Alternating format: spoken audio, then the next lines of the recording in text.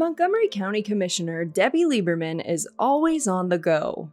As a member of the Montgomery County Commission, she helps manage the budget and economic development and also focuses on topics dear to her heart, including infant mortality, preschool promise, and reentry and criminal justice reform. Debbie's travels and simple tasks, like sitting down or climbing the stairs at the county building in downtown Dayton, began to slow down as she experienced chronic pain in her leg. For about 3 years, I had a lot of knee pain, and I have some friends that encouraged me to call Dr. Brown. Debbie visited Dennis M. Brown, MD, an orthopedist at Premier Orthopedics at Miami Valley Hospital South in Centerville. And as soon as I saw him, he did the x-rays of the knees, and he goes, "Oh, well, they're all right. Your knees don't need surgery." And I'm like, "What is this pain?" And within minutes, he diagnosed my hip. He said, "It's your hip." Well, she, I think, had dysplasia of the hip, meaning she was born with hips that were not perfectly round or perfectly seated. And that over time can cause wear and tear of the cartilage, which wears down, and eventually you have pain that's associated with that. In November 2019, Debbie had her first hip replacement with Dr. Brown at Miami Valley Hospital South.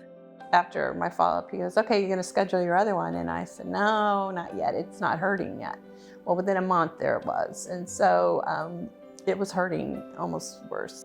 Debbie says she followed through with her hip surgery in the spring of 2020 because she was working from home due to the COVID-19 Ohio stay-at-home order. She says she felt that she could rest and complete her physical therapy in the comforts of her own home.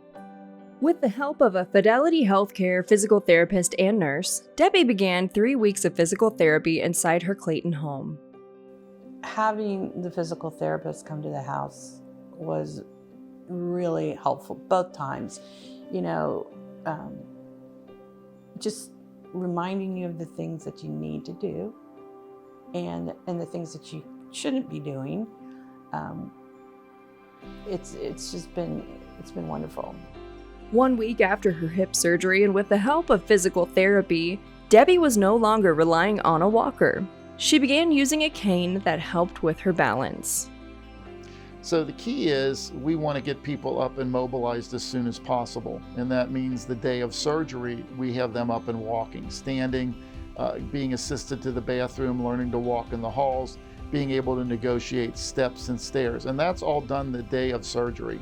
It'll be so nice to be able to get outside a little bit more, walk the dogs, ride my bike, do the bike path that I love to do, those kinds of things that just had so much pain I couldn't do it.